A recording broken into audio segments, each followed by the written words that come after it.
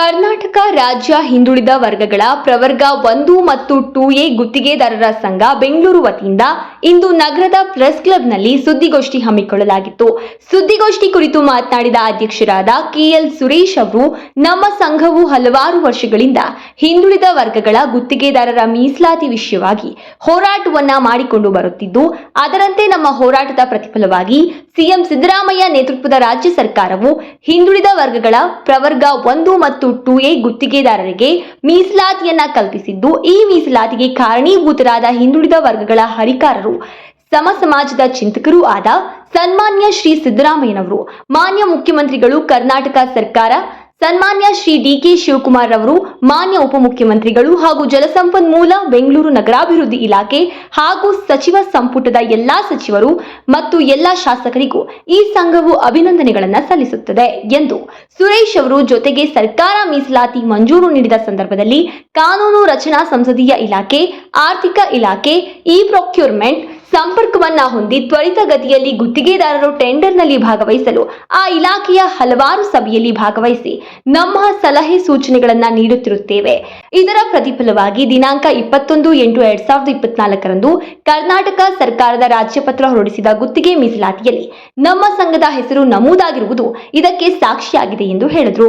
ಪ್ರಧಾನ ಕಾರ್ಯದರ್ಶಿ ಬಸವರಾಜ್ ಮಾತನಾಡಿ, ತಮ್ಮ ಸಂಘದ ಮುಂದಿನ ಕಾರ್ಯವೈಖರಿಗಳ ವಿವರದ ಬಗ್ಗೆ ಹಾಗೂ ಈ ಸಂಘದ ಹಲವಾರು ಸದಸ್ಯರು ಹಾಲಿ ನೋಂದಣಿಯಾಗಿದ್ದು, ಮುಂದೆ ನೋಂದಣಿಯಾಗಲು ಇಚ್ಛಿಸುವ ಕರ್ನಾಟಕ ರಾಜ್ಯ ಹಿಂದುಳಿದ ವರ್ಗಗಳ ಪ್ರವರ್ಗ 1 ಮತ್ತು 2A ಗುತ್ತಿಗೆದಾರರಿಗೆ ಸದಸ್ಯತ್ವವನ್ನು ನೀಡಲು ಇಚ್ಛಿಸುತ್ತೇವೆ. ಕರ್ನಾಟಕ ರಾಜ್ಯದಾದ್ಯಂತ ಇರುವ ಜಿಲ್ಲಾ ಹಾಗೂ ತಾಲೂಕು ಕೇಂದ್ರಗಳಲ್ಲಿ ಸಂಘಗಳನ್ನು ಸ್ಥಾಪಿಸಿ ಜಿಲ್ಲಾ ಮತ್ತು ತಾಲೂಕು ಕೇಂದ್ರಗಳ ಗುತ್ತಿಗೆದಾರರುಗಳಿಗೆ ಆಗುವ ಅನಾನುಕೂಲಗಳ ಬಗ್ಗೆ ಹೋರಾಟಗಳನ್ನು ರೂಪಿಸಲು ಅವರ ಸಂಪರ್ಕವನ್ನ ಸಾಧಿಸಲು ಬಯಸುತ್ತೇವೆ. ಹಾಲಿ ಸರ್ಕಾರದ ಕೆಲವು ಇಲಾಖೆಗಳಲ್ಲಿ ಹಿಂದುಳಿದ ವರ್ಗಗಳ ಗುತ್ತಿಗೆದಾರರಿಗೆ ಕೆಟಿಪಿಪಿ ಕಾಯ್ದೆಯ ಅನ್ವಯ ಕಾಮಗಾರಿಗಳಲ್ಲಿ ಮೀಸಲಾತಿಯನ್ನು ನೀಡಿದ್ದರೂ ಸಹ ಕೆಲವು ಇಲಾಖೆಗಳು ಸಮರ್ಪಕವಾಗಿ ಕಾರ್ಯನಿರ್ವಹಿಸುತ್ತಿದ್ದು, ಇನ್ನು ಕೆಲವು ಇಲಾಖೆಗಳು ಈ ಕಾಯ್ದೆಯನ್ನು ಉಲ್ಲಂಘನೆ ಮಾಡಿ ನಮ್ಮ ಗುತ್ತಿಗೆದಾರರಿಗೆ ಅನ್ಯಾಯವೆಸಗುತ್ತಿರುವುದು ನಮ್ಮ ರಾಜ್ಯ ಸಂಘಕ್ಕೆ ಹಲವಾರು ಗುತ್ತಿಗೆದಾರರು ದೂರು ನೀಡುತ್ತಿದ್ದಾರೆ. ಇದರ ಅನ್ವಯ ನಾವು ಈ ಇಲಾಖೆಯ ಮುಖ್ಯಸ್ಥರಿಗೆ ಕೆಟಿಪಿಪಿ ಕಾಯ್ದೆಯನ್ನು ಯಥಾವತ್ತಾಗಿ ಪಾಲಿಸಬೇಕು ಎಂದು ಈ ಮೂಲಕ ಮನವಿ ಮಾಡುತ್ತೇವೆ. ಮುಂದಿನ ದಿನಗಳಲ್ಲಿ ಸರಿಪಡಿಸದೇ ಇದ್ದ ಸಂದರ್ಭದಲ್ಲಿ ಆಯಾ ಇಲಾಖೆಯ ಮುಖ್ಯ ಕಾರ್ಯದರ್ಶಿಗಳು ಕಚೇರಿಯ ಮುಂದೆ ಹೋರಾಟವನ್ನ ಸಹ ರೂಪಿಸುತ್ತೇವೆ ಎಂದು ಬಸವರಾಜ್ ಸರ್ಕಾರಕ್ಕೆ ಹಾಗೂ ಸಂಬಂಧಪಟ್ಟ ಇಲಾಖೆಗಳ ಅಧಿಕಾರಿಗಳಿಗೆ ಎಚ್ಚರಿಕೆ ನೀಡಿದರು. ಗೆಜೆಟೆಡ್ ಆಗಿ ಸರ್ಕಾರದ ರಾಜ್ಯಪತ್ರವಾಗಿ ಹೊರಡಿಸುವ ಸಂದರ್ಭದಲ್ಲಿ ನಮ್ಮ ಹೋರಾಟದ ಪ್ರತಿಫಲವಾಗಿ ಗೆಜೆಟೆಡ್ ಅಲ್ಲಿ ಕರ್ನಾಟಕ ರಾಜ್ಯ ಹಿಂದುಳಿದ ವರ್ಗಗಳ ಪ್ರವರ್ಗ 1 ಮತ್ತು 2 ಗುತ್ತಿಗೆದಾರರ ಸಂಘದ ಮನವಿ ಮೇರೆಗೆ ಅಂತೇಳಿ ಅದು ಗೆಜೆಟೆಡ್ ನೋಟಿಫಿಕೇಶನ್ ಆಗಿದೆ. ಅದೆಲ್ಲ ನಮಗೆ ನಾವು ರವಾನೆ ಮಾಡಿದ್ದೀವಿ.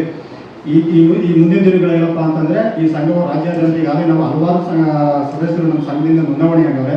ಇನ್ನು ರಾಜ್ಯ ಮಟ್ಟದಲ್ಲಿ ಸಹಸ್ರಾರು ಸಂಖ್ಯೆಯಲ್ಲಿ ನೋಂದಣಿ ಮಾಡಬೇಕು ಅಂತ ಹೇಳಿ ಇಚ್ಛೆ ಪಟ್ಟಿದ್ದೀವಿ.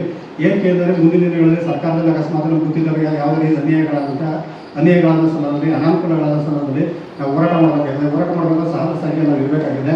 ಅದರಿಂದ ನಾವು ನೋಂದಣಿ ಮಾಡಬೇಕು ಅಂತ ಇಷ್ಟಪಟ್ಟಿದ್ದೀವಿ. ಈ ನೋಂದಣಿಯನ್ನು ಕರ್ನಾಟಕ ರಾಜ್ಯದ ಪ್ರವರ್ಗ 1 ಮತ್ತು 2 ಗುತ್ತಿಗೆದಾರ ಎಲ್ಲ ರಾಜ್ಯದ ಏನು ಗುತ್ತಿಗೆದಾರ ಇದ್ದೀರಿ ನಮ್ಮ ಸಂಘದಲ್ಲಿ ನೋಂದಾಯಿತರಾಗಬೇಕು ಅಂತ ಮನವಿ ಮಾಡ್ತಾ ಇದ್ದೀವಿ. ಮತ್ತು ಮುಂದಿನ ದಿನಗಳಲ್ಲಿ ಈ ಸಂಘ ನೋಂದಣಿ ಆದಂಥ ಸಂದರ್ಭದಲ್ಲಿ ತಾಲೂಕು ಮತ್ತು ಜಿಲ್ಲಾ ಕೇಂದ್ರಗಳಲ್ಲೂ ಸಹ ನಾವು ಸಂಘಗಳನ್ನು ಸ್ಥಾಪನೆ ಮಾಡಿ ಆಯಾ ಸ್ಥಳೀಯ ಮಟ್ಟದಲ್ಲಿ, ನಮ್ಮಲ್ಲಿ ಜಿಲ್ಲಾ ಮಟ್ಟದಲ್ಲಿ, ತಾಲೂಕು ಮಟ್ಟದಲ್ಲಿ ಏನು ಕುಂದುಕೊರತೆಗಳು ಉಂಟಾಯಿತು ಗುತ್ತಿಗೆದಾರರಿಗೆ ಅದನ್ನು ಅಲ್ಲಿಯೂ ಸಮಸ್ಯೆ ಬಗೆಹರಿಸುವಂಥ ಧೈರ್ಯ ತುಂಬಬೇಕು ಅಂತ ಪ್ರಯತ್ನ ಮಾಡ್ತಿದ್ದೀವಿ.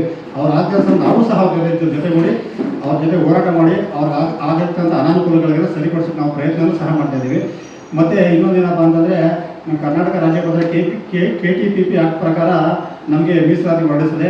ಮೀಸಲಾತಿ ಹೊರಡಿಸಿದ ಸಂದರ್ಭದಲ್ಲಿ ಹಲವು ಇಲಾಖೆಗಳು ಆಕ್ಟ್ನ ಅನ್ವಯ ನಮಗೆಲ್ಲ ಸಿಗಬೇಕಾದ ಸೌಲಭ್ಯಗಳನ್ನು ಸಹ ನಮಗೇನು ಗುತ್ತಿಗೆದಾರರಿಗೆ ಸಿಗುವಂತೆ ಮಾಡಿದ್ದೇವೆ.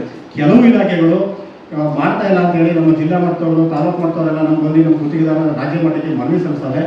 ನಾವು ಮನವಿ ಮಾಡ್ತಾ ಇದ್ದೀವಿ, ಕೆಟಿಪಿಪಿ ಕಾಯ್ದೆ ಅನ್ವಯ ಏನು ಮೀಸಲಾತಿ ಇದೆ ಆ ಮೀಸಲಾತಿಯನ್ನು ಯಥಾವತ್ತಾಗಿ ಪಾಲಿಸಿ ನಮ್ಮ ಹಿಂದುಳಿದವರು ಸರ್ಕಾರ ಕೊಟ್ಟಂಥ ಯೋಜನೆಯನ್ನು ಫಲಾನುಭವಿ ಪಡ್ಕೊಂಡು ಸಮಾಜದಲ್ಲಿ ನಾವು ಸದೃಢವಾಗಿ ನೀವೆಲ್ಲ ಸಹಕಾರ ನೀಡಬೇಕು ಅಂತ ನಾನು ಮನವಿ ಮಾಡ್ತೀನಿ.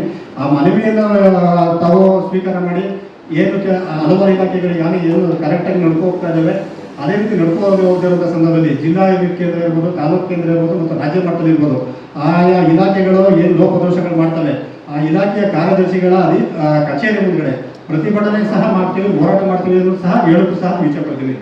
ಇಷ್ಟು ಹೇಳಿ ನಮ್ಮ ಕರ್ನಾಟಕ ರಾಜ್ಯ ಹಿಂದುಳಿದ ಗುತ್ತಿಗೆದಾರರು ಏನು ಮಾಧ್ಯಮ ಮಿತ್ರರಿಗೆ ಏನು ಕರೆದಿದ್ದೀವಿ ನೀವೆಲ್ಲ ಭಾಗವಹಿಸಿದ್ದೀರಿ ನಮ್ಮ ವಂದನೆಗಳು ಹೇಳ್ತಾ ನಾನು 2 ಮಾತು ಮುಗಿಸ್ತೇನೆ. ಕೋಟಿವರೆಗೂ ಸಹ ಮಾನ್ಯ ರಾಜ್ಯ ಸರ್ಕಾರವು ಈಗ ಪ್ರವರ್ಗ 1 ಮತ್ತು 2 ಗುತ್ತಿಗೆವರೆಗೆ ವಿಸ್ತರಿಸಬೇಕು ಅಂತ ನಾವು ಈಗ ಆಸೆ ವ್ಯಕ್ತಪಡಿಸವ್ರೆ. ಕೆಲವು ಕಾನೂನು ತೊಡಕುಗಳಿಂದ ಅದು ಸ್ವಲ್ಪ ಇನ್ನೂ ವಿಳಂಬ ಆಗ್ತದೆ. ವಿಳಂಬ ಆಗೋದ್ರಿಂದ ರಾಜ್ಯ ಸರ್ಕಾರ ನಾವು ಮನವಿ ಮಾಡ್ತಾ ಇದ್ದೀವಿ.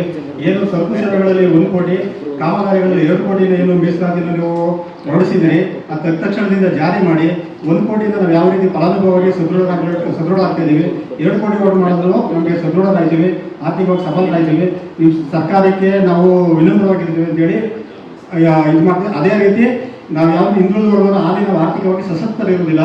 ಸಶಕ್ತರಾಗಬೇಕು ಅಂತಂದರೆ ಗುತ್ತಿಗೆಯಲ್ಲಿ ನಮ್ಮ ಮೀಸಲಾತಿ ಜೊತೆಗೆ ಏನು LOCಗಳು ಪೇಮೆಂಟ್ ಏನು ಇರ್ತದೆ, ಗುತ್ತಿಗೆಯಲ್ಲಿ ಪ್ರತ್ಯೇಕವಾಗಿ ಪೇಮೆಂಟನ್ನು ಸಹ ಮೀಸಲಾತಿ ಮಾಡಿ ನಮ್ಮ ವರ್ಗದವ್ರು ಏನು ಕಾಮಗಾರಿಗಳು ಮಾಡಿದ್ರೆ ಆ ಕಾಮಗಾರಿಗೆ ಪ್ರತ್ಯೇಕವಾದ ಅನುದಾನವನ್ನು ನೀಡಿ ಅನುದಾನದಿಂದ ಸಬಲರಾಗುವಂತೆ ಮಾಡಬೇಕು ಅಂತ ಕೇಳ್ಕೊತೀವಿ. ಯಾಕೆಂತಂದರೆ ನಾವು ಕಾಮಗಾರಿಗಳು ಮಾಡಿದ ತಕ್ಷಣದಲ್ಲಿ ನಾವು ಹಾಲಿ ಹಿಂದುಳಿದಿದ್ದೀವಿ.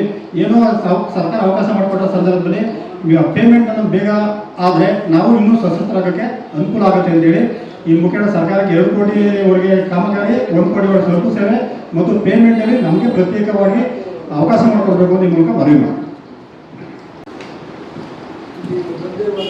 ಪತ್ರಿಕಾ ಮಾಧ್ಯಮದ ವರದಿಗಾರರು ಅವರಿಗೆ ಕರ್ನಾಟಕ ರಾಜ್ಯ ಹಿಂದುಳಿದ ವರ್ಗ ಗುತ್ತಿಗೆದಾರರ ಸಂಘದ ಪದಾಧಿಕಾರಿಗಳಿಂದ ಸ್ವಾಗತ ಬಯಸಿ 1-2 ಅಭಿನಂದನೆ ವಿಚಾರ ಸರ್ಕಾರಕ್ಕೆ ಸಲ್ಲಿಸ್ತೇವೆ. ಮಾನ್ಯ ಸಿದ್ದರಾಮಯ್ಯನವರು ಈಗ ಸುಮಾರು ವರ್ಷದಿಂದ ಬಿದ್ದಿರುವಂಥ ಕನಸು ಮೀಸಲಾತಿಯನ್ನು ಈಗ ಕಲ್ಪಿಸಿಕೊಟ್ಟಿದ್ದಾರೆ. ಮೀಸಲಾತಿ ಕಲ್ಪಿಸಿಕೊಟ್ಟಿರುವುದಕ್ಕೆ ನಾವು ಕರ್ನಾಟಕ ಸರ್ಕಾರದ ಎಲ್ಲ ಸಚಿವ ಸಂಪುಟದ ಸಚಿವರು ಹಾಗೂ ಶಾಸಕರು ಹಾಗೂ ವಿಧಾನ ಪರಿಷತ್ ಸದಸ್ಯರು, ವಿಧಾನ ಪರಿಷತ್ ಶಾಸಕರುಗಳು ಅಭಿನಂದನೆಯನ್ನು ಸಲ್ಲಿಸುತ್ತಿದ್ದೇವೆ. ಹಾಗೂ ಜಿಲ್ಲಾ ಪಂಚಾಯತ್ ಸಿಇಒಗಳು, ಜಿಲ್ಲಾಧಿಕಾರಿಗಳು, ಕೆಲವು ಅಧಿಕಾರಿಗಳಿಗೆ ಈ ಮೀಸಲಾತಿ ಕಲ್ಪಿಸುವಲ್ಲಿ ಚೀಫ್ ಇಂಜಿನಿಯರ್ಗಳಿಗೆ ಮಾರ್ಗದರ್ಶನ ಕೊಟ್ಟು, ಎಜುಕೇಟರ್ಗಳಿಗೆ ಮಾರ್ಗದರ್ಶನ ಕೊಟ್ಟು ಕೆಲವು ಇಲಾಖೆಯಲ್ಲಿ ಟೆಂಡರ್ಲಿ ಅನ್ಯಾಯ ಮಾಡ್ತಿದ್ದಾರೆ. ನಮಗೆ ಈಗಾಗಲೇ ಕೆಲವು ಜಿಲ್ಲೆಗಳಲ್ಲಿ ನಮಗೆ ಒತ್ತಡ ಬರ್ತಾರೆ, ನೀವಿದ್ದು ರಾಜ್ಯ ಮಟ್ಟದಲ್ಲಿ ಏನು ಮಾಡ್ತಾ ಇದ್ದೀರಿ ಅಂತ.